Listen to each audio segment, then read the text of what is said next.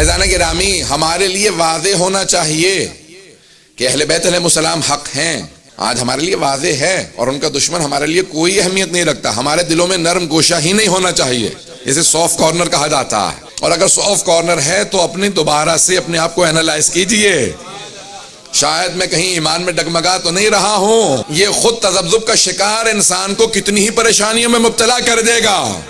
میں ہمیشہ ایک واقعہ سنایا کرتا ہوں، دوبارہ شاید میں نے سنایا ہو، اس میں مبارکہ میں مجھے بھی یاد نہیں ہے بالکل بھی، کہ جناب امیر علیہ السلام کا بڑا مشہور و معروف واقعہ پیش کر رہا ہوں، ان کا چیک کر لیجئے، پیش کریں گے تو پتہ چل جائے گا.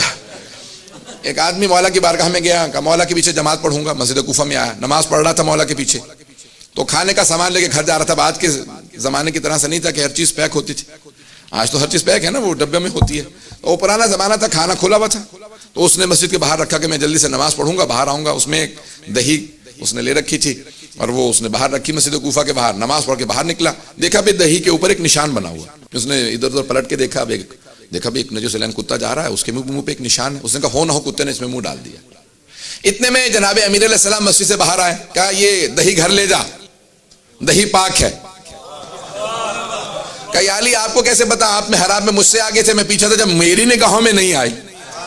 پتہ نہیں توجہ ہے نہیں، یہ آپ کو کیسے پتا کہ دہی پاک ہے؟ مولا نے کہا شک نہ کر، جب میں کہہ رہا ہوں یہ دہی گھر لے جا، دہی پاک ہے.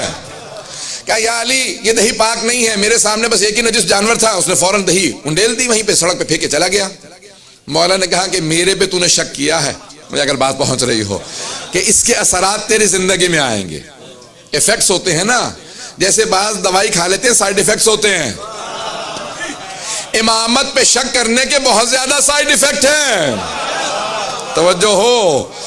اب اس نے امام پہ شک کیا، گھر چلا گیا. کچھ ہی دنوں بعد کہیں ایک جگہ پہ بکرا ذبح کر رہا تھا، جھاڑیوں کے نیچے بیٹھا ہوا، کہ اچانک آواز ہے قتل ہو گیا، قتل ہو گیا. دوڑتا ہوا گیا، ہاتھ میں چھری، خون بہ رہا ہے. کہا کیا کس کا قتل ہو گیا؟ تو ان کا قاتل تو ہی ہے، ہاتھ میں چھری ہے اور خون بہ رہا ہے. انہوں نے پکڑ لیا، کہا ہاں میں ہی قاتل ہوں. انہوں نے کہا یہ تو اب سارے اتنا بڑا مجمع ہے تو سارے مجھے ہی ماریں گے، مار مار کے جان سے مار دیں گے اگر میں انکار کر دوں. تو کہا ہاں میں ہی قاتل ہوں. انہوں نے پکڑا، فوراً کہا چلو علی کے پاس لے چلیں. جیسے ہی پہنچے مولا نے مسکرا کے دیکھا، پتہ نہیں توجہ ہے نہیں ہے.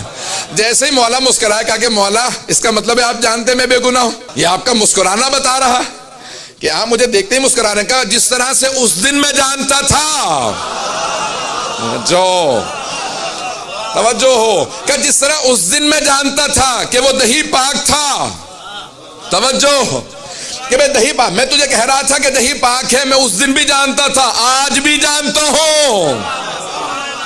کہا پھر مجھے سزا مت ہونے دیجئے گا مولا. پتہ نہیں توجہ ہے نہیں. مولا نے کہا ابھی بھی تجھے معرفت نہیں ہے، جب بتا رہا ہوں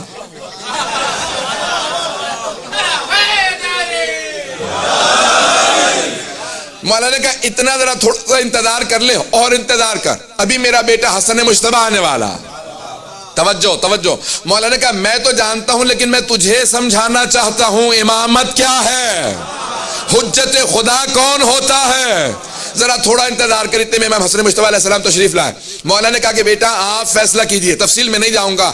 مولا نے فوراً تمام کے تمام مومنین سے، جتنے بھی وہ کوفے کے لوگ تھے، مومن بھی تھے دوسرے بھی تھے، مولا نے کہا اس مقام پہ جاؤ، وہاں پہ ایک درخت ہے، درخت کے نیچے ایک بکرا رکھا ہوگا، تو اس کا گلا ذبح ہو چکا ہوگا، جو ہاتھ میں چھری ہے وہ اس کا خون ہے.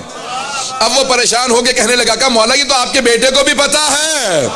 مولا نے کہا یہی تو سمجھانا چاہ رہا ہوں، حجت خدا ایسا ہوتا ہے کہ جو حجت خدا ہو وہ ایسا ہوتا ہے، اس کے ذہن میں کبھی بھی کوئی شبہ نہیں آنا چاہیے. حجت سے متعلق کبھی ذہن میں شبہ نہ آنے دو. جب لوگ گئے تو کہا کہ مولا یہ واقعاً بکرا موجود ہے. تفصیل میں نہیں جا رہا، صرف اشارہ کرنا چاہتا تھا واقعے کی طرف. عزیزان گرامی آج جتنے حملے ہوں گے، اگر آپ کی عقل سالم ہے آپ دھوکہ نہیں کھائیں گے، کبھی دھوکہ نہیں کھائیں گے.